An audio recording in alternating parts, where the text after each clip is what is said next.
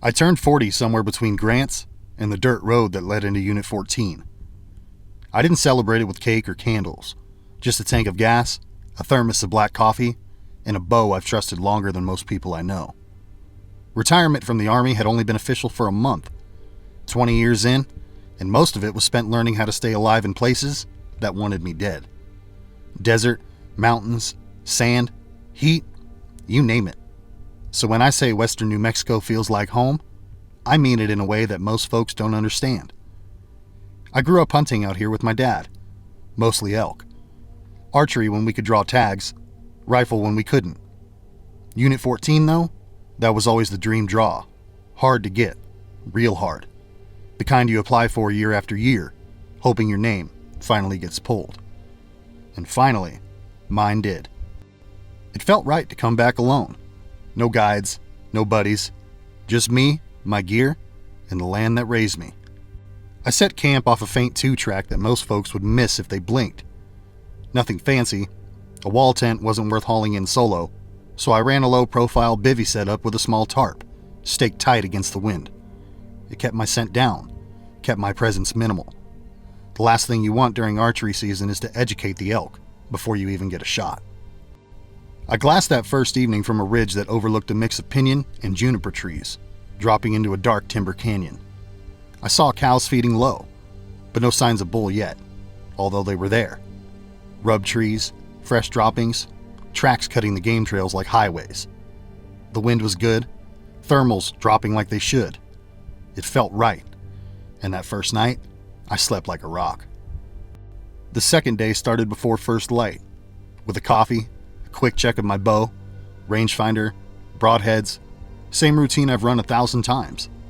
I moved slow and deliberate, letting the woods wake up around me. I found fresh sign within an hour. Big tracks, definitely a bull. Deep impressions, splayed just enough to tell me he had weight on him. Probably a mature 6x6 if I had to guess, so I started shadowing him. And that's when I found the first carcass. It was a jackrabbit. There's nothing unusual about finding dead small game out there. Coyotes, bobcats, hawks, everything's got to eat something. But this one was completely intact. There was no tearing, no scatter, no drag marks, just lying there on its side like it had fallen asleep mid-step. I nudged it with the tip of my boot. I crouched down and rolled it over. There were no visible wounds, no blood. The fur was clean except for a faint, dried stiffness around the throat. I pressed 2 fingers into the body, and it felt wrong. Hollow, almost. Like something had taken everything out of it, without opening it up. I've seen a lot in the wild, things most people don't want to talk about. But I hadn't seen that yet. Not like that. I told myself it was a disease, some kind of internal hemorrhage, maybe a predator that knew how to work clean. But still, I marked it in my head before I kept moving. By late afternoon, I'd circled back towards camp, planning to come in from downwind and try to keep things quiet. And that's when I first saw the tracks. They weren't elk or deer, not coyote. At first glance, they did look canine.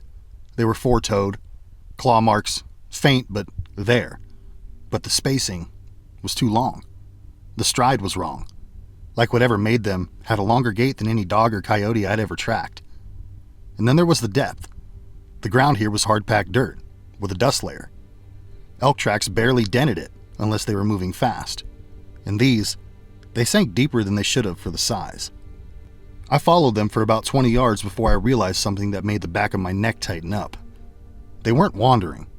They were circling. And they were circling my camp. I didn't panic. That's not how I'm wired. You don't make it 20 years in the Army by jumping at shadows. But I got focused. I did a slow perimeter check. There was no disturbed gear, no torn food bags. Nothing was missing. But the tracks, they were all around me. Like something had come in, taken a good long look, and then left. That night, I kept a small fire, not for warmth, but for light. And I don't usually do that during a hunt. The light spooks the game. But this time, I made an exception. I ate quickly, and I kept my head on a swivel, did my best to listen. At first, everything was normal. Wind through the trees, distant coyote yips, an owl somewhere deep in the timber. But then everything changed. Everything just stopped. If you spend enough time in the wild, you know that silence. It's not peaceful. It's not calm. It's a warning. I set my cup down slow and reached for my headlamp, keeping it off. But then I heard it. A soft crunch, not too far away, maybe 30 yards out. It was slow and careful. I grabbed my bow and knocked an arrow without even thinking about it. Coyote, I muttered under my breath. But I didn't believe it. Coyotes don't move like that. Not alone. Not quiet like that. Then another step, but closer this time. So I flicked my headlamp on. The beam cut through the dark, catching brush, tree trunks, dust in the air. But there was nothing, although I could feel it. And that's the only way I can describe it. Like being watched through the scope of a rifle. I swept my light, left to right, but still I saw nothing. And then, movement. Low to the ground and fast. Gone before the beam could settle on it. I spun around, tracking where it had been. But there was no response. Just that same heavy silence pressing in from all sides. I didn't sleep much that night. Every hour or so I'd hear something. A step, a shift. Once, what sounded like breathing just beyond the edge of my light. Each time I lit it up, there was nothing there. But the tracks in the morning told a different story. They were closer now, and inside of my perimeter.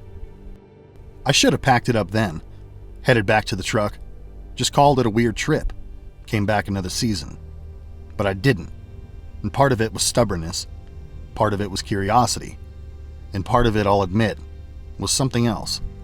That same instinct that makes you track something you don't understand, just to prove you can. I shifted focus that day. I still hunted elk, but I started cutting those tracks whenever I found them.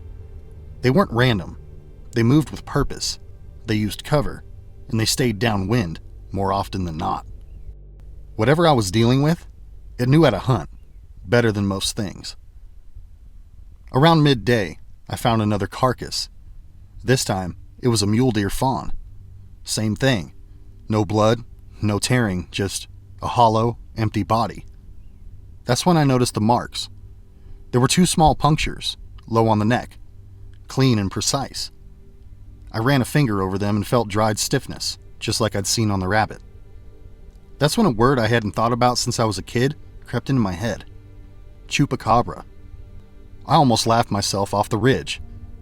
You know, old stories, ranch talk, something you hear growing up and file away with ghosts and skinwalkers. But standing there, looking at that deer, it didn't feel like a joke. That evening, I decided to sit over water, a small seat tucked into a draw, with good elk sign, tracks, droppings, the works. I set up downwind, tucked into the brush with good shooting lanes. The sun started dropping, the shadows were stretching long. I was dialed in, until I heard it. Not movement this time, but a sound. It was low and wet, like something feeding. It was coming from uphill, maybe 40 yards out. Slowly, I turned my head, and through the brush, I could see just enough. There was a shape. It was low to the ground, shoulders rolling as it moved. I brought up my rangefinder, but I couldn't catch it through the cover. Then, it lifted its head. Even in the fading light, I saw the eyes. They reflected differently. Not like a deer, not like a coyote, but brighter and sharper, almost aware. It looked right at me. I didn't move. I didn't breathe. We just locked in. Then it did something I still can't explain. It smiled. Not like a person, not exaggerated. Just enough to show its teeth. Then it slipped back into the brush like it had never been there. I left the water early. I didn't push it. Didn't try to track this thing in the dark. I went back to my camp, built that fire again, and kept my bow close. That night, it got worse, even closer, and louder. And at one point, I woke up to something dragging across the ground just outside of my tarp. I grabbed my light, flipped it on fast, but I saw nothing, and the sound stopped the second the light hit. Like it knew, like it was playing with me. Come morning time, I was done elk hunting. I didn't even pretend anymore, but I wanted to find this thing, and that ended up being my mistake. I spent the whole day cutting sign, following tracks that would appear out of nowhere and vanish just as fast. It led me in circles, doubled back, crossed its own trail. Every trick in the book, except one. It never let me get close, not once, until the final night. I didn't build a fire. I wanted it to come in. I wanted to see it clearly. So I sat there in the dark, with my bow ready, arrow nocked, just listening. Hours passed, and nothing came by. Then, just when I started to think maybe I was going crazy, I heard it, right behind me, closer than it had ever been. I turned slowly. Didn't use the light. I just let my eyes adjust. And there it was, 10 yards out, maybe less. Its body was lean, almost starved looking, but strong. The skin stretched light over its muscle, its back arched slightly, like it was already ready to spring. And its face? Man, its face wasn't right. Part canine, part something else. The eyes locked onto mine again, and this time, it didn't move. I raised my bow, slow and steady, pinned right behind the shoulder. A 40-yard shot is nothing for me, so 10 yards? That's a guarantee. I started to pull back on the drawstring, and it took a step forward. Not aggressive, not defensive, just closer, like it wanted me to take the shot. My gut twisted in knots. Every instinct I've built over a lifetime screamed the same thing. Don't do it. So, I didn't. We stood there for maybe 5 seconds, but it felt like 5 hours. And then it exhaled, a slow, rattling breath. And it turned and walked back into the dark. I packed up before sunrise. Didn't rush, didn't run, just left.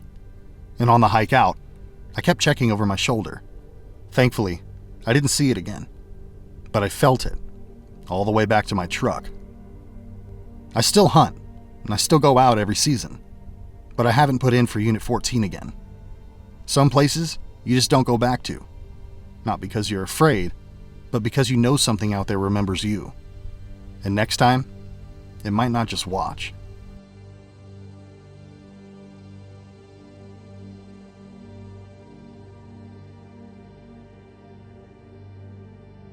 I've hunted ducks in southern Louisiana since I was old enough to carry a decoy bag without falling face first in the mud. My dad started me in the marshes south of Houma, then later in the cypress breaks and flooded timber farther east. By the time I was grown, I could tell species by wing beat and low light. I could judge distance over open water better than most men can on dry land, and paddle a P-row through cattails and darkness without needing a lamp. Some folks golf, some fish, but me, I wait on first light in cold water and listen for wings. That particular morning was supposed to be simple. My buddy Travis and I had planned it all week. Early teal had ended, and we were into a mixed bag stretch where gadwall, gray ducks, spoonies, and the occasional greenhead would work the marsh if weather cooperated. We had a blind tucked back into a pocket of flooded swamp, accessible only by a narrow cut through sawgrass and cypress knees. It was hard to reach, hard to find, which is exactly why we liked it. I was already backing the truck into the shell lot when Travis called. I knew something was wrong the second I heard his voice. His little girl had woken up sick in the night. Her fever was spiking, crying hard enough to scare them both. He was on the way to the emergency clinic, and he wasn't going to make it. He apologized 3 times, but I told him not to be stupid, take care of his family. Then I hung up the phone, sat there a moment with the engine idling. I'd already driven over an hour. The boat was loaded, my waders were on, gun cased, and thermos was hot. The kind of cold front we've been waiting on had come through overnight too, with a north wind, a sharp drop in temperature, perfect duck weather.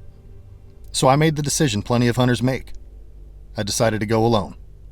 I launched my little flat bottom and eased out with the trolling motor, keeping the light bar low and dim. The marsh before dawn has its own language. You hear mullet flipping, nutria splashing in the reeds, distant herons barking, frogs clicking from every direction. There's wings overhead that you can't see. the water sucking against roots, the soft hiss of wind through grass. And that morning had almost none of it. And at first, I blamed the cold front. Sometimes after a hard weather swing, things settle for a bit. But the farther I went, the more the silence started to feel off. There were no frogs, no insects, no chatter from the blackbirds. Even the usual mosquito whine was completely gone. The only sound was the low electric hum of my motor and water parting off the bow. I cut the motor a half-mile from the blind and poled in the rest of the way. I didn't want to flare anything if the birds were already sitting. The cut narrowed between cypress trunks swollen wide at the base, roots knuckling up out of black water, like hands reaching through the surface. Spanish moss hung in strips. Fog clung low, drifting between the trees. I remember thinking it looked like a place made for stories. Old Louisiana has plenty of those. Most of them are nonsense. At least, that's what I believed then. The blind sat where we'd built it. Woven palmetto fawns, grass mats, camo netting tied into a pocket between 3 old cypress trees, barely visible unless you knew exactly where to look. I tucked the boat behind it, set decoys in a loose J-hook spread, and settled in before shooting light. My habit took over. 3 shells in the shotgun, call lanyard around my neck. My thermos was open. My eyes were scanning the sky, and I expected birds by any minute. Instead, I got stillness. No wood ducks squealing off the roost, no teal buzzing the tree line, no coots fussing in open water. Nothing moved except the fog. I checked my watch twice in 10 minutes because time felt stalled. Then I noticed another sound. Water. Not splashing, but displacing. Something moving slowly through it, off to my left, beyond the decoys, somewhere in the trees. I leaned and looked through a slit in the blind. I couldn't see anything, just dark trunks and hanging moss. But then it stopped, so I waited. So long that my shoulders started to ache from holding still. Then it moved again.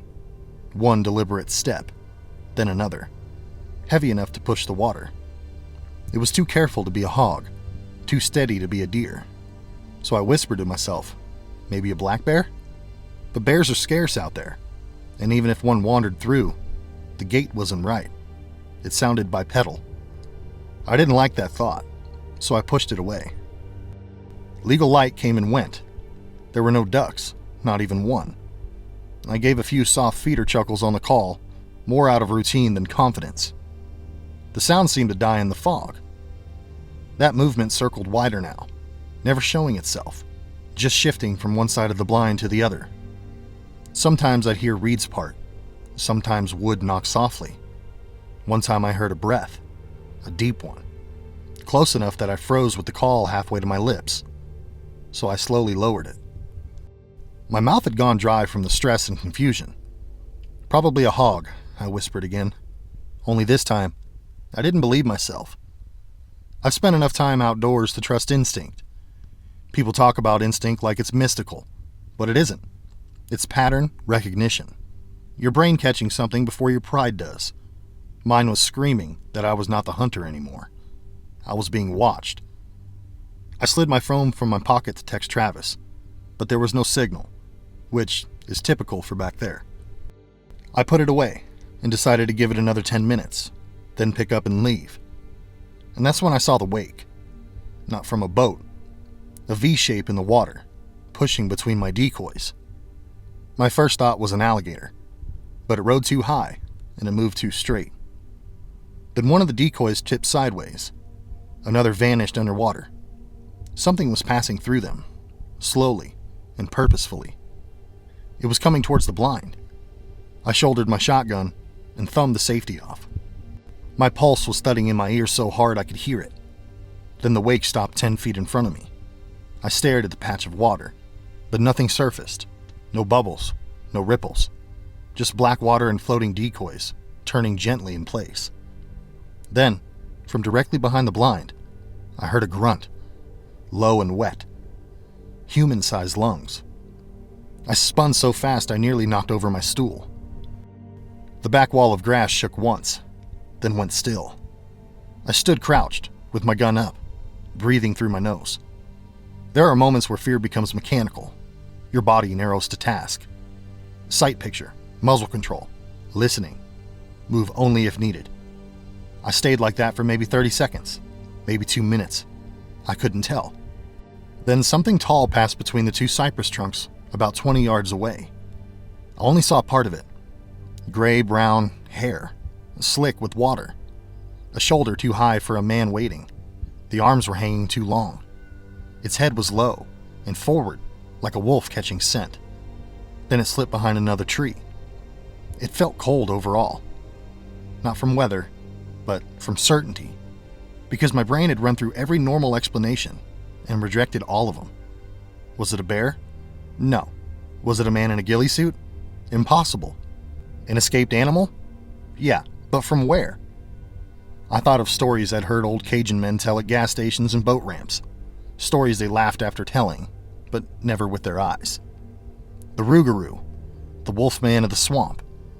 I used to smile politely at those stories, but at this time, I wasn't smiling at all. It moved a bit closer. I know that because I could smell it before I saw it again. It smelled like a wet dog. Mud churned up from the bottom. And underneath that, something metallic, like old blood. I slowly lowered into the bottom of my blind, kneeling in water and muck, trying to make myself as small as I could. The woven grass had gaps in it. Through one gap, I saw legs stomp outside. Backward jointed wasn't the right phrase, but something in the way they stood was wrong. Too long from knee to ankle. Feet broad, splayed, half submerged. It breathed through its nose in short pulls, sniffing, searching around. The blind wall bent inward as something leaned against it. I bit the inside of my cheek so hard that I tasted blood. My shotgun was across my knees, but I knew if I fired through that grass and only wounded it, I'd die right there in knee-deep swamp water. The wall finally relaxed. A slow step moved past me, then another. I risked one glance upward. Its head passed the gap. Its muzzle was long, but not fully animal. Its ears were laid back, its hair hanging in ropes, and one yellow eye visible for a fraction of a second. It looked directly through the crack, right at me. I know what I saw, and it knew exactly where I was, but it kept walking. When the sound faded, I stayed frozen. 1 minute, 5, 10, I don't know. Eventually, survival overruled shock. I needed out, so quietly, I eased back to the blind, slipped into the boat, and pushed off without starting the motor. Every tiny sound felt explosive. I pulled through the cut, moving inches at a time. Halfway out, something crashed through the brush behind me, so I looked back. A shape ran parallel in the trees, keeping pace with me, a little too fast for the conditions we're in. The branches were snapping at shoulder height. Water was exploding under its heavy steps. I jammed the trolling motor down, hit full power, and the boat launched forward. That thing stayed with me, 30 yards off, then 20. Then I saw it clearly enough through the fog. Tall as a man but hunched forward. Its arms were swinging long, mouth open, teeth white against its dark fur. It hit the bank at a dead run and launched across the narrow section of water, like it weighed almost nothing. I shouted some raw sound that I don't remember making, and swerved hard enough to nearly throw myself overboard. It landed short, splashing chest deep, then rose and kept coming towards me. I finally hit open channel, and I gave the motor everything it had. The trees widened out, the marsh opened up, and just like that, it stopped its pursuit. It stood at the edge of the timber, water pouring off of its face, watching me leave. One of its arms were hanging low. Its head was tilted, like it was deciding whether or not to let me go. Then the fog finally swallowed it.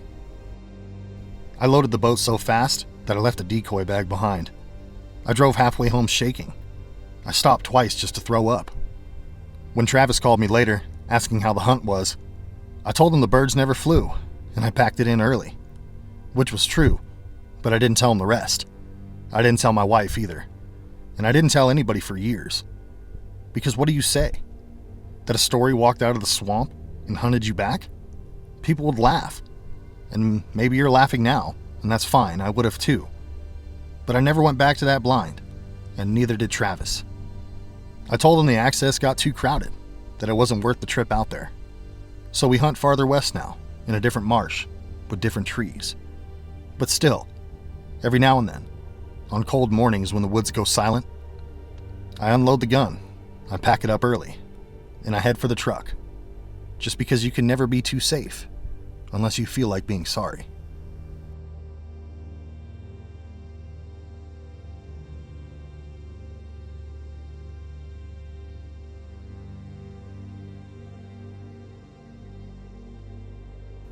I dreamed about Alaska long before I ever set foot there. For hunters, some places become myth before they become real. You hear names enough times: Brooks Range, Yukon, Talk, the North Slope, and they stop sounding like geography. They start sounding like tests.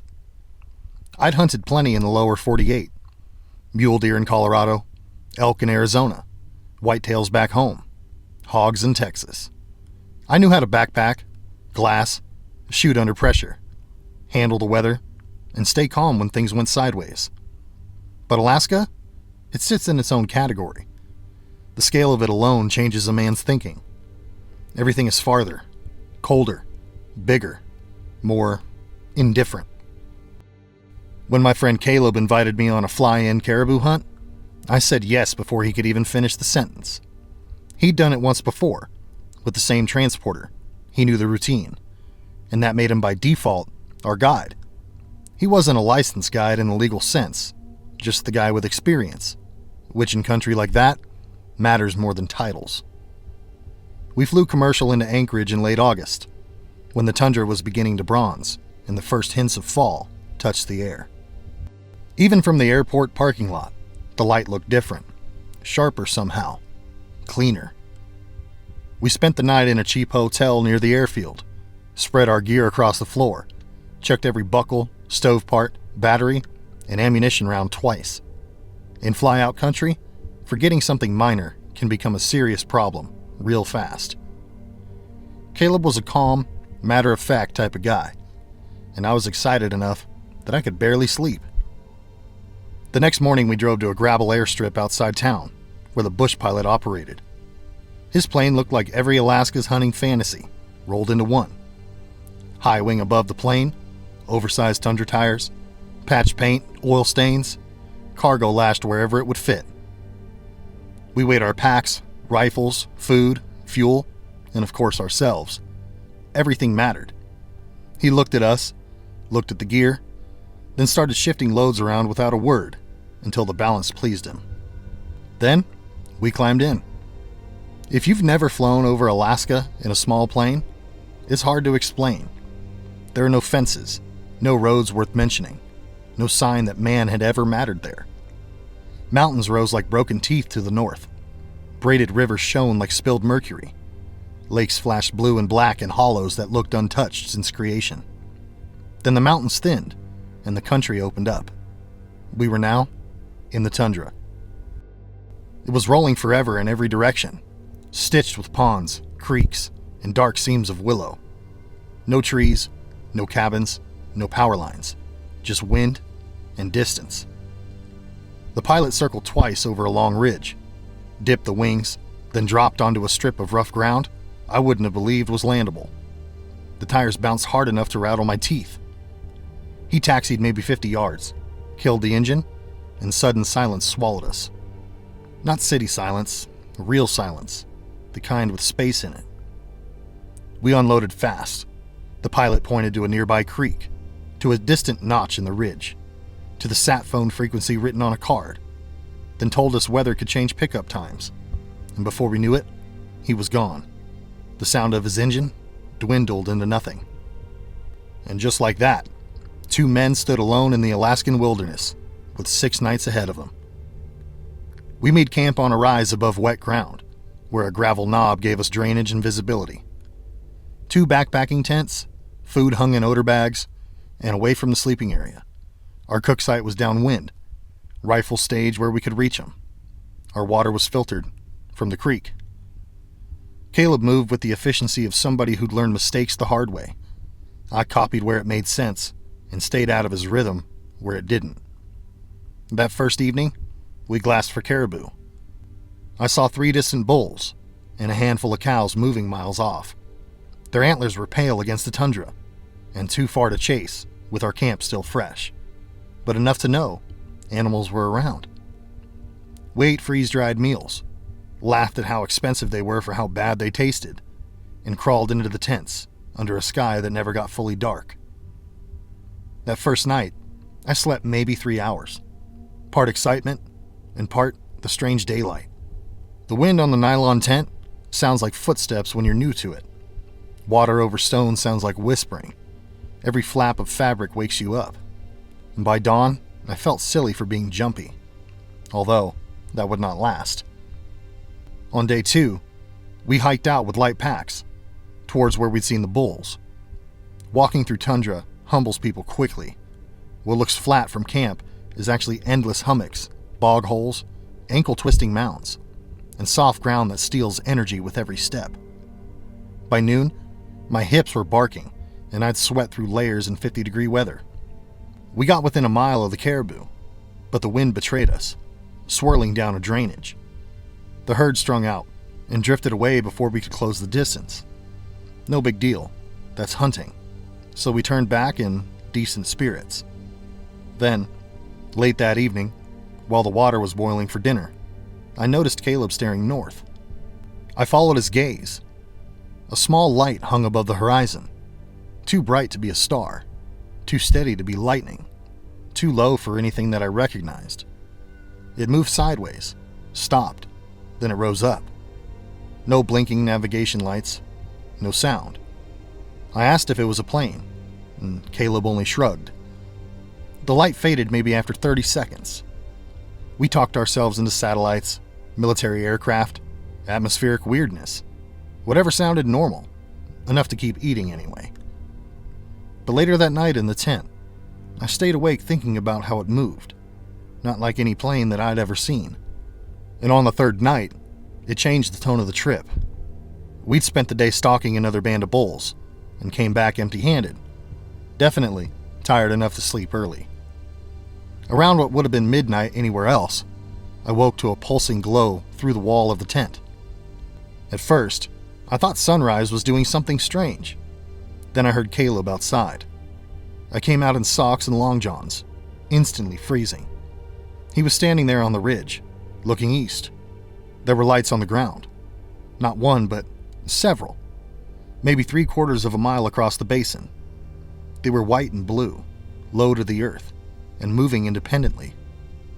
They'd brighten, then dim, then shift positions. Sometimes, one would rise a few feet, drift, and then settle again. There were no engines, no voices, no beams like headlamps. Just cold lights gliding over tundra where no road, trail, or camp should have been. I said the first practical thing that came to mind, that maybe another hunting party got dropped off nearby. But there were no tents, no fire, no sound. And no one hikes around wet tundra at night, with lights like that just for fun. We watched them for maybe 10 minutes. Then one accelerated so fast sideways that my stomach dropped. There was no bounce, no terrain effect, just instant motion. I remember whispering that I wanted to go back in the tent, and we did, but neither of us slept. The next day, everything felt completely off. We still hunted because that's what we came for, but concentration was shot. Every glint on a ridge became something suspicious. Every raven wing beat made me look up. We barely spoke. By midday, we found tracks in a muddy edge near camp. Not prints exactly, more like circular depressions in sets of 3, each about dinner plate size, pressed into the soft ground, where nothing with hooves or paws should have been. I crouched over them longer than I care to admit. Could have been a natural collapse, could have been frost heave, could have been anything. But seeing them after the lights felt like finding fingerprints after hearing someone in your house. That evening, we actually got close to a decent bull. I had him at about 240 yards broadside with a solid rest.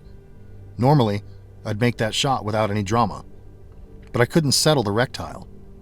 My hands were steady, but my focus kept drifting to the skyline behind me. I passed off on it, and the bull walked off. And to this day, I still think about that. On night 4, It brought the sky back into it. Cloud cover had rolled in low and thin, turning the whole world gray. Around camp, visibility was maybe a mile.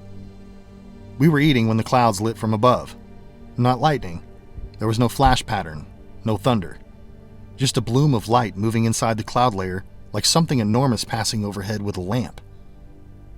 It tracked slowly west to east, then stopped directly over us. Every hair on my arm stood up. Our stove flame flickered sideways, though there was no wind. The metal utensils on the rock beside me, they rattled. I told Caleb I didn't like it. I told him twice. Eventually, the light moved on and faded out. We sat there long after it was gone, neither of us touching our food. That was the first time we discussed calling for an early pickup. At least, discussed it out loud. Day 5 should have been our best hunting day. The weather had cleared. Visibility was huge. We spotted multiple caribou groups moving through passes. Under normal circumstances, we'd have packed lunch, made a hard push, and hunted till dark. But instead, we stayed within sight of our camp. That alone tells you how shaken we were. By late afternoon, while glassing from the ridge, I saw movement near our tents. Something silver, reflective, and low to the ground.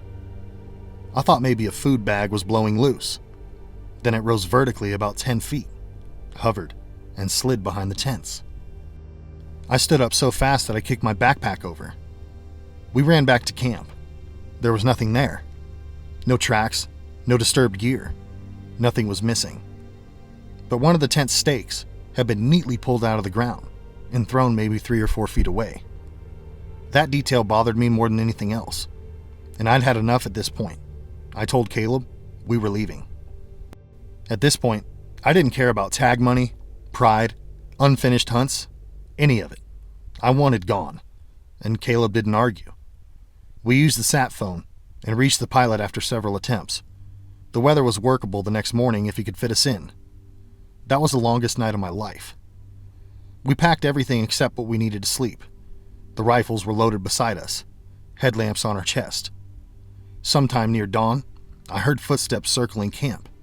Soft, deliberate crunches on the gravel, too measured for caribou. I called out once, but there was no answer. The steps stopped. When I unzipped the tent and looked, there was only pale morning light and empty tundra.